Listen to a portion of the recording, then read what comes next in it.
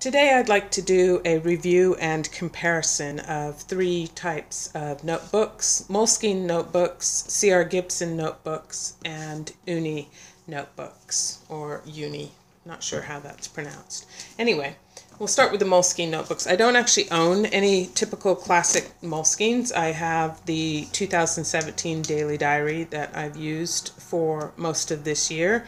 I have an I Am London special edition notebook covered with plastic, sorry, forgive the glare, and one of the Harry Potter special edition notebooks that are still available in some places. Moleskine notebooks are all 13 by 21 centimeters, which is A5 height, but it's not A5 width. It's a little bit short. They have 120 sheets, 240 pages. This is ruled. There are 30 lines per page, and each line is approximately 6 millimeters wide. This is ivory 70 GSM acid-free paper. There are no page numbers, no headings, which I like. It comes with one ribbon and one elastic band around the book. The back pocket is fairly sturdy cardstock, and it has this papery, almost fabric feeling gusset, which I believe is fairly sturdy and should hold up pretty well to normal everyday usage. I know some people think that Moleskine paper is thin, and I would agree with that. If you are a fountain pen user, it might be annoying. I'm a ballpoint pen user. Occasionally I use felt tip markers and highlighting markers, and sometimes some very fine tip markers like a Sarasa or a Deso fine marker. And so these notebooks are actually pretty good for me and for my purposes. I really do like Moleskine notebooks. After using a Leuchtturm for the last half of 2017, it's a little bit big, so I'll probably be using Moleskine size notebooks for 2018. The next notebooks that I want to take a look at are the C.R. Gibson notebooks. These are great because they are inexpensive. I got these at Staples, and at Staples they're usually about $10, but sometimes you can find them on sale for $5. They have a variety of colors. They have black and brown, and they also have these two shades of blue, turquoise and dark blue. I think I've seen a pink shade there, and they also have a light green shade now, kind of a neon-ish or lime green. These are also 13 by 21 centimeters in size. They have 240 pages in each book, 120 sheets. None of the pages are perforated. These are also ivory 70 GSM acid-free sheets. However, there are 31 lines per page, even though they are also right about 6 millimeters wide each. The top heading is a little bit smaller, and the bottom heading is a little bit smaller, and they might be cheating on that 6 millimeters just a little bit, but they squeeze 31 lines per page, which is fantastic. If you do a monthly index, that means you get one page per month on the longer month as well. And as far as a pen test, I think I did the Super Deluxe pen test in this one with everything. Again, mostly Papermate ballpoint pens, some Bic stick pens, highlighting markers that I use in an assortment of colors. And also, I recently purchased two gold Uniball impact gel pens, one gold, one silver, so I wanted to try those out because I'll be using those for lines in 2018. Not so much for writing because the point is pretty thick and it gets messy, and also they take a while to dry.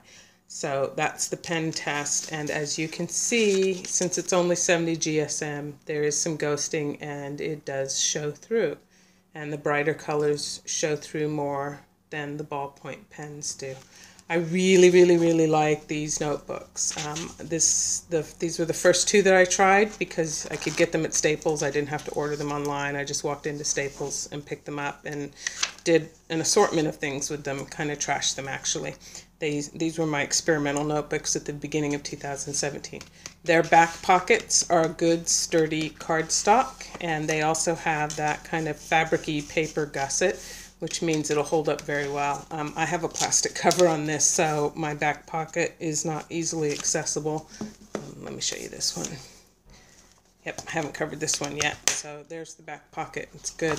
Feels strong and sturdy, and I think it's one of the better qualities of this book. I really do like these books. I like them a lot, which is why I have two, and I was very tempted recently to buy another one, and I talked myself out of it because I had this one at home. I got this on a whim from Amazon because I saw it there for $10, and the reviews were good. And I'm glad I got it because this is probably going to be my 2018 notebook, the one that I'll start the year with, and then we'll see what happens there. So this is also 13 by 21 centimeters. It cost about $10 on Amazon. I believe the price has gone up $1 depending on who the supplier is currently on Amazon. There are a number of colors of this book. I'm pretty sure I've seen black and brown and blue and green and I think red and yellow. I can't remember. I didn't write them all down. My bad. This is also 13 by 21 centimeters. It is 120 sheets of paper, creating 240 pages. There are no perforated pages. There are no page numbers and no headings. This is 80 GSM paper, so it's a little bit heavier than the previous two notebooks, and one of the reasons I like it, and I've decided to use it. It's more of an off-white color than an ivory color. There are 30 lines per page. Each line is about 6 millimeters wide. This paper has a slick feel to it. It kind of reminds me of Rhodia paper. It's not that grabby, fibrous paper that most paper feels like. This has that smooth finish to it, kind of like Rhodia. And here is my pen test. Again, ballpoint stick pens in an assortment of colors this time. And the fine line markers that I use to make page numbers and headings and lines on my calendars. It's gone out of focus. Oh, there we go. So I use the Sarasa Gray Porous pen. I have that in a couple of colors. The fine line markers that I was able to buy at Daiso. So I got like 10 of those for $1.50, and then an assortment of other ballpoint pens from Papermate and Staedtler. And I did do the Pilot Varsity fountain pens, the cheap ones, just as a test, but honestly I rarely ever use them except for pen tests. And there are all my highlighting markers that I normally use when I'm in the mood to use highlighting marker. And even though this is 80 GSM paper and it's a little bit thicker, you can see there's just the regular amount of ghosting that you see in almost all notebooks that are less than 100 GSM. This also has a really sturdy back pocket made with cardstock and that good fabric-y paper type of gusseting that helps keep the pocket together. It has one ribbon bookmark, not two, and your typical elastic band around it. The cover material on this isn't fabric. It's kind of like that, I don't know what to call it. It's not rubber. It's a synthetic material over press board. It's kind of like Rhodia covers, the web notebook covers, but it's not quite so squishy. So I don't know. I haven't tried to put any moisture on it to see if it would repel water or anything like that. I'm going to cover it in plastic like I do all my notebooks eventually anyway. As you can see, there's a tiny little mark from the elastic band that's been around it.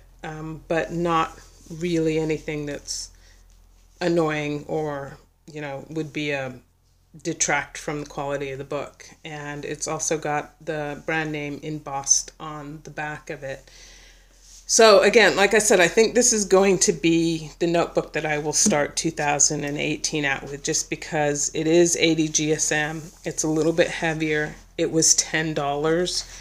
And I'm really curious to see what type of wear and tear this will take, because in 2018 I'm going to change my notebook system. I had two during 2017. I used the Moleskine Daily Journal for some things, and then I used an assortment of ruled blank bullet journals for other things. And I'm going to go back to a one book system in 2018. So this book is going to get a lot of wear and tear. So I'll be back hopefully in about March if not sooner, once this book is empty, to let you know how it holds up. I know there aren't a lot of reviews about this book and this brand out there yet, but I would encourage you, if you are in the United States and you can get this off of Amazon or any other source cheaply, it's $10. Give it a try and see if you like it. I think I'm going to like it, and if I don't like it, then I'll go back to C.R. Gibson and possibly even Moleskine. If Moleskine comes out with a particular cover that I really, really, really like, these two special edition covers, I'm actually not going to use for bullet journaling. There's something else I'm going to do with both of these, and so they won't be my regular daily books, but one of these two will be, probably this one, and then I'll move into this one in the second book that I use. So we'll see. Check back with me in a couple of months. And I hope this was useful to you. Thank you.